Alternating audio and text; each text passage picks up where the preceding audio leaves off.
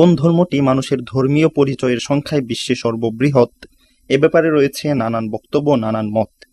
কিন্তু যদি প্রশ্ন রাখা হয় সক্রিয় অনুসরণকারীদের সংখ্যায় বিশ্বে সর্ববৃহৎ ধর্ম কোনটি, তবে অনায়াসেই মেনে নিতে হবে ইসলামের অনুসারীরাই এক্ষেত্রে বিশ্বে সংখ্যাগরিষ্ঠ। উদাহরণস্বরূপ বলা যায় বিশ্বের সর্ববৃহৎ মানব সমাবেশ ঘটাতে পারে ইসলাম, এবং এই অসাধ্য ব্যাপারটি প্রতি বছরই হজের মাধ্যমে ঘটে যাচ্ছে। হজ বছর ঘুরে ফিরে আসছে প্রতি বছর, আর বিশ্বের সকল মানবতার সামনে প্রমাণ করে যাচ্ছে জীবন বিধান হিসেবে ইসলামী সর্বশ্রেষ্ঠ এবং অনুসারীদের সংখ্যায় ইসলামী সর্ববৃহৎ। বিশ্বের সর্ববৃহৎ এ মানব সমাবেশ হজ একটি বিরাট আয়োজন। প্রতি বছরের মতো এবারও শৃঙ্খলার সাথে দূরদর্শী পরিকল্পনার মাধ্যমে সৌদি সরকার চেষ্টা করে যাচ্ছে এই বৃহৎ সমাবেশকে আরও সফল, নির্বিঘ্ন ও আরামদায়ক করে তুলতে। এরই ধারাবাহিকতায় সৌদি হজ ও উমরা মন্ত্রণালয়ের তত্ত্বাবধানে চালু করা হয়েছে নুসুক স্মার্ট কার্ড।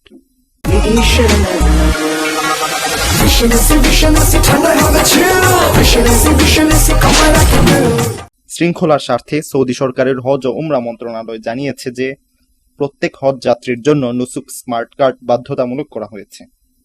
হজযাত্রী অথবা হজ ব্যবস্থাপনায় সংশ্লিষ্ট ব্যক্তি কিংবা শ্রমিক যারাই হজের পবিত্র স্থানগুলোতে প্রবেশ করতে চান, সকলের জন্যই তা বহন করা বাধ্যতামূলক। মন্ত্রণালয় নিশ্চিত করেছে যে এ নিয়ম লঙ্ঘন করবে সে হজের নিয়মকানুন ও নির্দেশনাবলী লঙ্ঘন করায় শাস্তির সম্মুখীন হবে।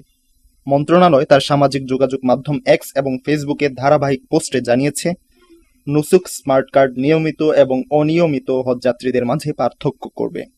সুতরাং যার কাছে কার্ডটি থাকবে না তার পক্ষে মাশায়েরে মুকাদ্দাসায় তথা মিনা, মুজদালিফা ও আরাফায় প্রবেশ করা সম্ভব হবে না। গত সপ্তাহে সৌদি হজ ও উমরা মন্ত্রণালয় নুসুক স্মার্ট কার্ডের উভয় সংস্করণ, মুদ্রিত ও ডিজিটাল কপি উদ্বোধন করেছে। মুদ্রিত কপি হজযাত্রী বহন করবে। ফোনের ক্যামেরা ব্যবহারের মাধ্যমে কার্ডের কিউআর কোড স্ক্যান করে ডিজিটাল সাইটে প্রবেশ করা যাবে।